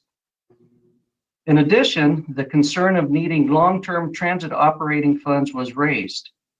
As an operator ourselves, expanding the transit fleet is often not the problem. It's the sustainable long-term operating costs and sources of revenues. The smaller the operator, the bigger the challenge. The programs in CAPTI largely support capital funds. The encouragement of expansion is recognized, but we need the long-term operating funds to go with it. We were informed that 2 brand new sections are being developed to provide further details and clarifications on the comments received. We really appreciate the thought and look forward to continued engagement as the CAPTI is finalized. Thank you again, Tony, for presenting. Great job. In our discussion centered around the development of the new STIP, there's a level of uncertainty on the specifics on how will the draft ITSP and draft CAPTI impact the existing process in the development of our new RTIPs and Caltrans's ITIP as they feed into the STIP. Regions raised concerns on the timeframe and criteria for the new ITIP. As such, Caltrans was encouraged to release the draft ITIP criteria as soon as possible for review and comment. We did touch a bit on the ATP augmentation and the proposed 500 million augmentation. It's great news, but technically it's not a done deal until it's finalized and approved. So we'll see what happens. The regions recognize there is an issue with obligational authority still on the table. One thing that does stand out, we have become too reliant on the big MPOs to deliver the lion's share of OA. Local assistance is closely tracking it. We've held workshops on alternatives and we'll again be meeting, I believe this Friday, to explore loaning options. It's clear we need to have a plan and process in place should the state be in this position again. California needs to maintain its strong historical position for federal August redistribution. I'm certain we'll have more to present at the next commission meeting. We were briefed of the general permits expiring and the potential impacts on the transportation community. We look forward to the presentation scheduled at, I believe, later today, if not tomorrow, and be more engaged in communicating our respective concerns and or impacts. Lastly, I'd like to thank again Dee Lamb, Kelly Hobbs, and Neil Peacock of Local Assistance for working with the RTPAs to develop what we're calling Local Assistance Day, to offer and provide needed training to the RTPAs, Public Works staff, and Caltrans, or whoever else wants to join. A save the date has been scheduled for September 8th from 8:30 to 12:30. What's special about this is the engagement between Caltrans CTC staff and the regions to craft out what we collectively think would benefit us all. Madam Chair, I'd like to introduce and welcome Don Batiste of Sandag as the new RTPA moderator, and Ryan Niblock from the San Joaquin COG as the new vice moderator for this next fiscal year. This concludes my report and stint as the RTPA moderator. I'd like to thank the transportation community here for working with me through this COVID year. Not one meeting was held in person. This is especially challenging when we have so much coming down the pipeline with CAPTI, CTP, ITSP, the RTIPs, ITIP, and STIP, in which meaningful dialogue is necessary. I really look forward to seeing everybody in person someday. Thank you. This concludes my report. Thank you so much, Yvonne, for your stint as the regional agency's moderator. Thank you for your leadership. I will ask my colleagues if you have any comments today. If not, we want to thank you, and we look forward to working with you in all capacities in the future. Thank you. Wonderful. Thanks again. Next, we're going to go to item 10, the Rural Counties Task Force Chair, Woodrow Deloria. Good morning, Commissioners. Chair Norton, can you hear me okay? We can. We don't have a video on you, but if you want to participate only in audio, that's fine. Yeah, this is Woodrow Deloria, Chair of the Rural Counties Task Force and Executive Director of the El Dorado County Transportation Commission. Forgive me for declining to use my video, but I do have limited bandwidth. So if you want me to participate, I got to do it just audio. So first, the RCTF congratulates Keith Duncan on his new appointment as Division Chief of Caltrans Budgets. Keith has been a longstanding partner in attendance of the many of our Rural Counties Task Force meetings. So congratulations to Keith. The Rural Counties Task Force met on May 21st and discussed a wide range of issues and opportunities that are facing our 26 rural counties. We had a great presentation from Kiana Valentine of Transportation California and a follow-up discussion focused on advocacy for increased transportation revenue, especially for those programs which provide support for the long-standing needs associated with the highway safety operations and more traditional transportation investments that support the economic prosperity, quality of life, and sustainability of our rural communities. The RCTF also expressed gratitude to your commission to include $200,000 minimum allocation of the COVID relief or CRISA funding for the small rural counties. And while frankly, $200,000 is decimal dust to our large urban partners, it does provide the least populated counties funding, which can provide a meaningful response to the impacts of the pandemic. And we're hopeful that that consideration for a minimum funding floor for the smallest of rural counties will be continued forward for future programs. As always, we received updates from many of your amazing CTC staff who continue to go above and beyond to assist our rural agencies to effectively and accurately administer transportation funding to deliver rural transportation investments across the state. And Scott Sauer from Caltrans provided us with an update on the 2021 Interregional Transportation Strategic Plan, or ITSP. And we really appreciate Scott and other Caltrans staff coordinating this effort with the RCTF. The ITSP is a critical planning document for many of our rural counties who depend on a safe and effective interregional transportation network, which serves as the foundation of their economic prosperity, safety, and quality of life. The rural counties understand and support the need to integrate statewide goals and priorities into the ITSP, such as implementation of SB 743, Executive Order N1919, and the CAPTI. Rural counties encourage Caltrans and other state lead agencies to ensure that the metrics and project selection criteria developed for the ITSP and the related ITIP not be solely focused on investments which are better suited to urban regions and may not be as effective in meeting the statewide targets in small rural communities. In many rural counties, more traditional strategic roadway infrastructure investments are still needed to improve safety, operations, connectivity, goods movement, and to facilitate evacuation in high wildfire risk areas. As mentioned today by Secretary Kim, CalSTA recently released the CAPTI revision memo indicating that they will be addressing the rural implementation issues raised in relation to considering the differences between rural, suburban, and urban areas of the state, as well as considering the context of induced demand in rural regions. The Rural Counties Task Force and the North State Super Region are grateful for this consideration and are happy to work with CalSTA on developing this addition to the CAPTI language and implementation strategies. And finally, as we reopen our businesses and communities, many rural counties are emerging from a year in which visitation and recreation was greater than ever. The open space, outdoor recreation, and lower population densities of our rural counties were a welcome reprieve for our urban neighbors over the past 14 months. Therefore, we look to our urban and suburban partners, as well as you, the Commission, to be mindful of the basic infrastructure needs facing our 26 rural counties and help protect, maintain, and identify new revenue which supports traditional roadway maintenance and safety improvements.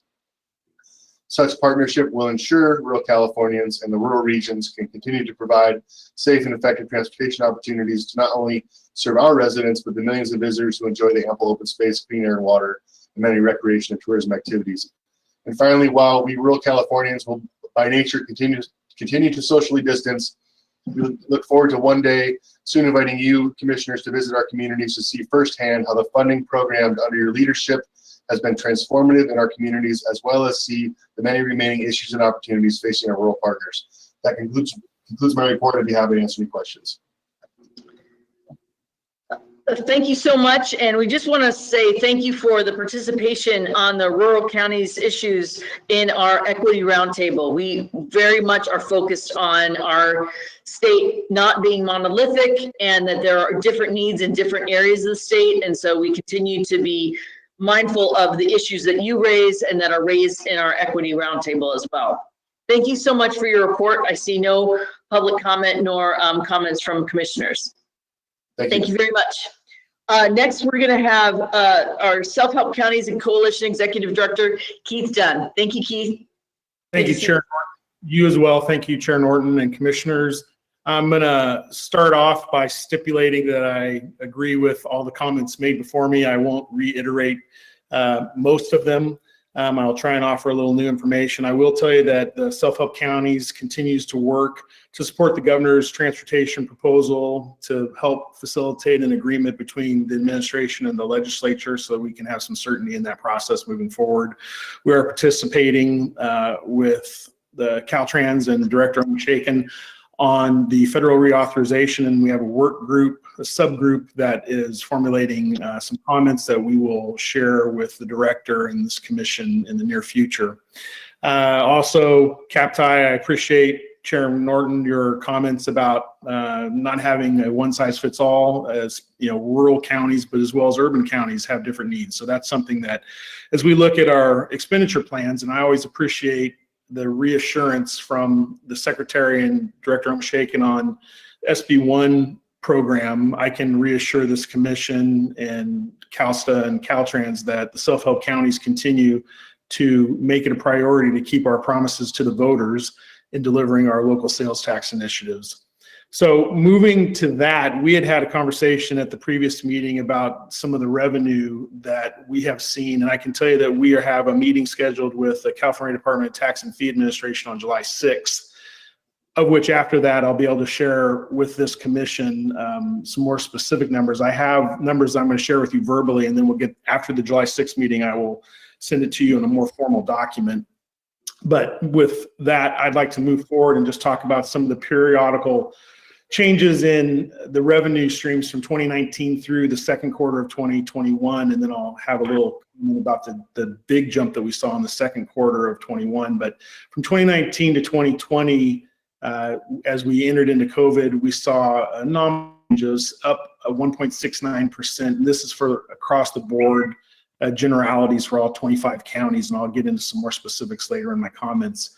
And then in the second quarter, from 2019 to 2020, we had a negative 14.2% over the 25 county regards to revenue. Third quarter, from 2019 to 2020, it was up again 1.1%. Fourth quarter, it was up 1.32%. So net 2019 to 2020, and the 25 county sales tax regions, we were down over 2.57%. Coming back to this, the first quarter from 2020 to 2021, we saw a 4.3% increase. And then the second quarter, 2020 to 2021, and I'm going to clarify this here in a second, we saw a 47% increase from 3.65 billion to 5.35 billion. Wow. Now, that there may have been additional economic activity. However, given the opportunity to delay some tax payments that were offered to most businesses in the first quarter of 2020 or second quarter of 2020, as COVID really was laying on heavy, I think that after we have our conversation with CDTFA, we'll find out that most businesses probably didn't see a 47% increase, but rather delayed some of those payments so that it had a impact that was much, much larger in the second quarter of 21, which those numbers are just coming in. The largest increases that we saw within the 25 counties were found in Imperial, San Benito, and Riverside. So, you know, really throughout the state, obviously 2 Southern California counties, and then a very small county that San Benito, their initiative just came online. So while they saw a large increase, it's because they started getting their revenue just recently. So we'll see how that tracks over time. The counties that had the least increases were mostly in the Bay Area. San Francisco, Santa Clara, and San Mateo were in the top 3. And we'll get into more of those numbers later. But I think from a trend, what we can see is that California's recovery is in full swing. I think that the numbers reflect that. I think that as we start looking at the second quarter of 2021 and we account for the delay in payments that occurred, that we're seeing an upward trajectory. So hopefully some of the uncertainty that we'd seen during 2020s in the past, I have a breakdown by industry that I will share with this organization after the July 6th meeting. That goes into motor vehicle sales, clothing, home improvement sales, but pretty extensive. But again, we're going to meet with CDTFA and kind of shore them up. But it goes all the way into gas and home furnishings, and the categories are fairly specific, so you can see where the spending actually takes place.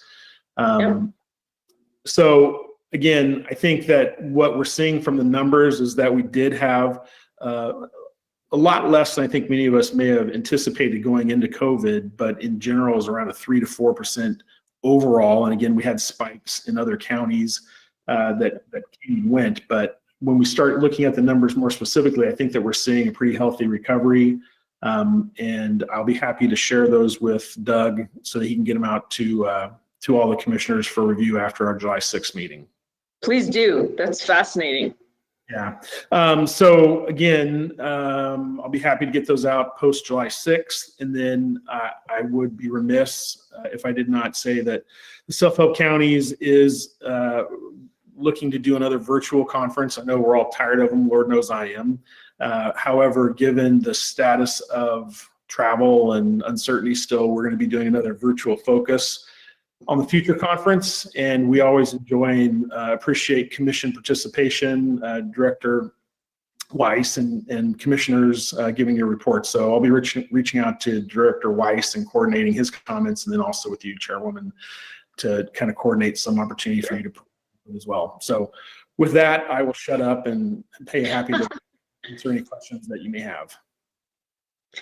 Well, there's no public comment on your report, but I am delighted to see that we can see the upward trajectory back of sales tax, and it shows a lot about the power of freight and how being able to get goods and services, especially with that increase, is speeding up the recovery.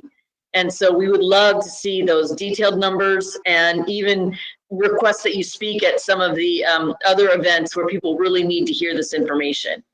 So thank you very much. Thank you very much. I look forward to seeing everybody soon in person. Okay, we'll see no comments from my fellow commissioners. We will move on. Thank you, Keith. We'll move on to item 12, the Equity Advisory Roundtable update. Connie Stewart. Hello, Connie, you're muted. The most said thing in 2020 and 2021.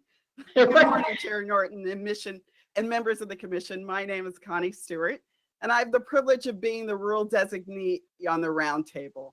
And I work as Executive Director of Initiatives at Humboldt State University. The California Transportation Commission's Equity Advisory Roundtable was held virtually on May 26th, which was my birthday. The next meeting of the roundtable will be on Wednesday, July 21st at 9 a.m. To start off, let me say that I am personally impressed and appreciative of all the commitment to this work from staff, the commission, and roundtable members. And considering the difficulties of scheduling a half-day meeting, we had an impressive attendance. 3/4 of the roundtable members were able to join.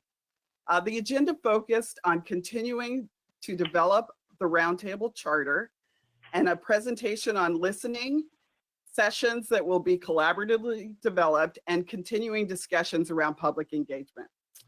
It was a rocky roundtable meeting, if I'm honest, and members shared feedback that focused on the need for the state agencies to structurally change the approach to community engagement, increase efforts to build trust between agencies and our communities and stakeholders, and the need to acknowledge how past and current projects in the pipeline negatively impact underserved communities. Many of us are asking, how can projects that are currently in the pipeline and programmed avoid many of the negative impacts to underserved communities in the future? There was also a healthy discussion about the roundtable process itself. For example, roundtable members received an email offering a needs-based grant assistance to support participation. While it may seem commendable that staff sought private foundation funding to support this work, it landed badly with members. There was only funding for 10 members. Members were asked to compete against each other to prove need, and members were asked to write a 500-word essay justifying their need for support. Members felt everyone's input was valuable, and if we had been advising staff, we would have recommended that everyone have an opportunity for funding. We would have recommended an opt-out strategy rather than an opt-in strategy, which would have been more equitable.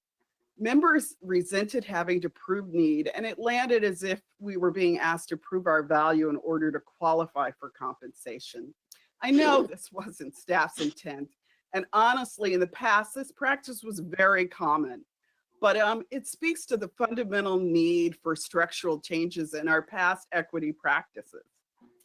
The listening to our conversation was also difficult. I have since heard that there's a lot more to the plan than time allowed for the presentation, and I look forward to hearing more. For me, the conversation came across a little like, we have a plan, and as members, could you give us advice on how to tweak it to be more equitable and inclusive? While listening tours are important, I personally think the roundtable members can advise the agencies on existing coalitions in our underserved communities that would benefit from having ongoing conversations and representation. And ultimately, over time, there would be more opportunity to develop a deeper understanding of unserved communities' wishes and needs. One-time listening tours in a few communities are important, but they won't make a dent in addressing the needs of our underserved communities. Overall, upon reflection, I think this proves another important point. A lot of work is being done behind the scenes, and while it's really commendable, I think the process would benefit from more transparency and increased co-design.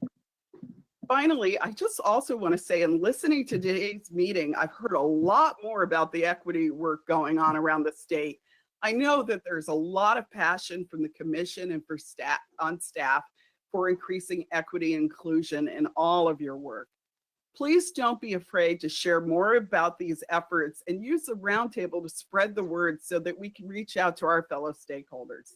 I know my colleagues would be really impressed with what I've already heard today. I think members would like to hear more in between meetings, and I know I would like to become a cheerleader in my region and among my rural colleagues for your equity work. I thank you for the opportunity to speak today, and I'm happy to answer any questions. Thanks.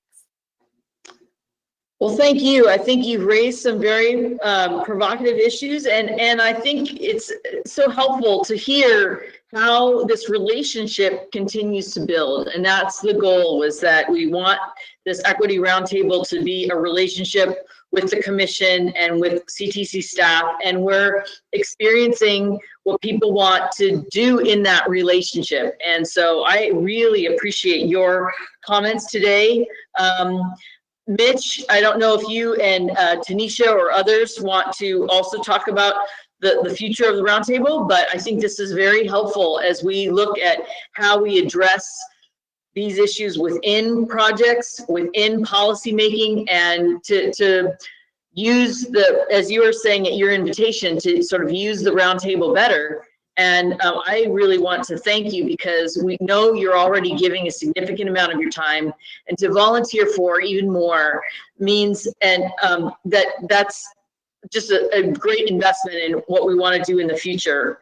So I just want to thank you, and let's open it up to any of my colleagues. I see there's no public comment on this item. Mitch, Tanisha, others?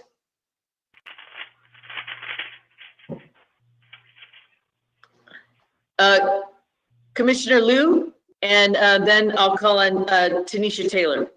I think you should allow Tanisha to go first, since my question was what how could staff respond to Connie's good comments and the issues that she raised? Great. Tanisha, you have the floor. Thank you.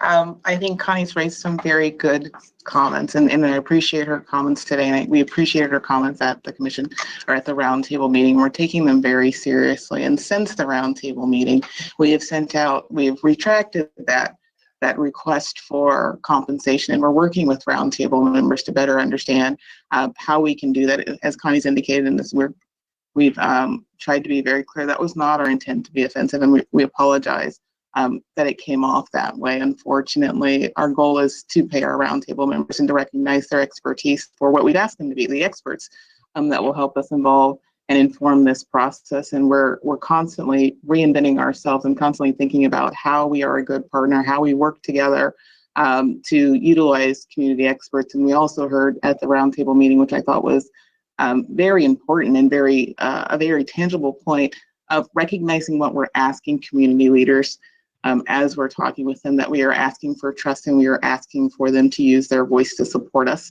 And we need to be a good partner in doing that. And so thank you, Connie. I appreciate the comments. You'll be hearing more from us on how we're reinventing all of the things that we've talked about, and we're listening. That's the very important thing, is that we're listening and we're adjusting as we are. And let me just say, I really appreciate many of the staff reached out to me. I got rather emotional about a couple of issues, which have all been solved incidentally. So I really, I've had deep conversations with staff there, and I think this work is really tough, and it's no one knows how to do it out of the gate, no one. And so I just can't tell you how much I appreciate the commitment and the passion and learning and listening. Thank you. Commissioner Liu, is there anything else you wanted to say on this matter? Just that I am very glad that everyone involved here seems to be approaching it in a way that allows for us to get through the rough parts, and for this to be a learning process, and for people to be open-minded about how to do it right, and how to take these lessons learned and fix them in the future. So that's encouraging. I'd like to thank Connie and the rest of the equity advisory round table members for their participation and the time and the effort that they're putting into this, and the valuable feedback they're giving us. So thank you. I just wanted to conclude with saying that I've been at both of the roundtable meetings so far, and all I could say after that was that we picked exactly the right people, and that your participation was exactly, and your colleagues is exactly the right thing, because, if it's not worth fighting about, it's not worth it, right? And so we want to be engaged in the things that really matter. And during COVID and before COVID, these are very, very raw issues, and we're working our way through them. And I feel very excited that we have a space where people feel like they can communicate honestly and transparently, and show that we are all humans and all have capacity to learn. And so I just felt like, wow, we really got the right people statewide to talk to us about what the future needs to look like. And so I want to, again, thank you for being in this space. I want to thank CTC staff who is clearly engaged and earnest and is always trying to make sure that everybody's input is taken and before and after meetings. So I want to thank you for this presentation and look forward to our next and future equity roundtables. Thank you. Thanks again. With that, we would like to go to item 13, state and federal legislative matters. Paul Golzewski. Commissioners, tab 13 is an action item to accept the staff report on state legislation. Staff are not recommending the commission adopt any positions on bills at this time. However, I did want to provide a brief update on the 2 active bills on which the commission has already taken a position. First, the commission is supporting SB 339 by Senator Wiener, which would authorize a new road charge pilot program to test revenue collection. This was one of the commission's legislative recommendations in its annual report, and staff have been working closely with Senator Wiener's office on this bill. The bill passed out of the full Senate, and this last Monday it passed out of the Assembly Transportation Committee, where commission staff testified as the lead witness in support. The bill will next be heard in the Assembly Appropriations Committee. And second, the commission also is supporting AB 604 by Assemblymember Daley, which would also implement a commission recommendation to dedicate the interest earnings in the road maintenance and rehabilitation account to the SHOP program. This bill has passed the full assembly and is pending a hearing now in the Senate Transportation Committee. I also wanted to provide a brief update on the state budget. As previous speakers mentioned, the legislature did pass a budget on June 14th. However, the governor has not signed it yet, and as Secretary Kim indicated, negotiations are still continuing on the budget, which means that nothing in it is final at this time. That said, the legislature's budget did include funding for the transportation infrastructure items proposed by the governor that fall under the commission's purview, including the $500 million one-time augmentation for the active transportation program, which we'll discuss later on the agenda. Your book item contains a complete list of the transportation infrastructure proposals included in the legislature's budget. Finally, in terms of federal legislation, as some previous speakers noted, there are reauthorization bills pending in Congress, and Chair Norton, as you mentioned in your opening remarks, the INVEST Act, which is from the House Transportation and Infrastructure Committee, does include the policy changes that the Commission, CalSTA, and Caltrans have highlighted for House members this past spring. And I'll highlight just a few. It includes removing the multimodal cap on National Highway Freight Program apportionments, which would give us more flexibility to fund port and rail projects in the Trade Corridor Enhancement Program. And it also includes increasing funding for zero-emission bus conversion grants, which help our transit partners as they continue to work towards meeting the Air Resources Board's mandate to convert their fleets. And lastly, Director Weiss mentioned the California Federal Affairs Working Group recently reconvened and is working on a consensus letter regarding federal legislation, and staff will bring that forward when a draft is ready. And that concludes my report. Staff recommends you approve this item. Thank you very much, Paul. And I want to just respond to, there's also the small starts cap. And then can you also talk about the DBE issues? That was one part of our requests. And then the opportunities related that went hand in hand with CalSTA's recommendation about commercial activity along freeways as part of looking at charging and hydrogen stations along trade corridors. Yeah, so those were a couple of the other policy proposals that we had highlighted for the congressional delegation. So allowing charging at ZEV stations on the interstate was one of them. That's in the INVEST Act. The INVEST Act removes the cap on gross receipts to qualify for the DBE program. Yes, and also includes increasing the amount to qualify for the Small Starts program. Wonderful. Thank you so much. I see that Commissioner Liu is on screen. Commissioner Liu? Yes, I just wanted to let the other commissioners know that I've asked staff to take a look at HR 3744 federal legislation that's titled Stronger Communities Through Better Transit Act. And so that's been introduced, and I would like staff to take a look at it and then come to a recommendation to us of whether we might want to support it. And with that, I'll move this item. Okay, I'll second. Douglas, can you please read the roll? Thank you, Madam Chair. Commissioner Alvarado? Commissioner Davis? Aye. Commissioner Eager? Aye. Commissioner Grisby? Aye. Commissioner Guardino? We didn't hear your audio again, Commissioner, sorry.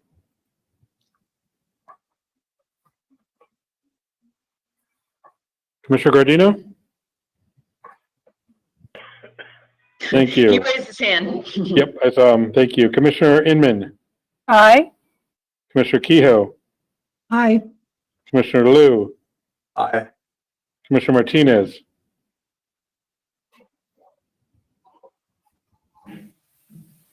Commissioner Martinez? Thank you.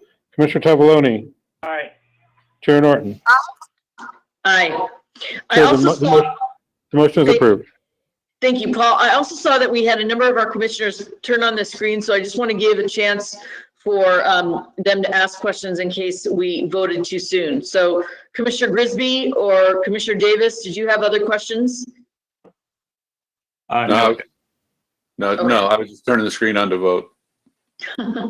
Okay, excellent. Well, given that it is 4 minutes before noon, I am going to recess us for lunch, and we'll come back at 12:30. And we'll be on item 14. Thank you so much.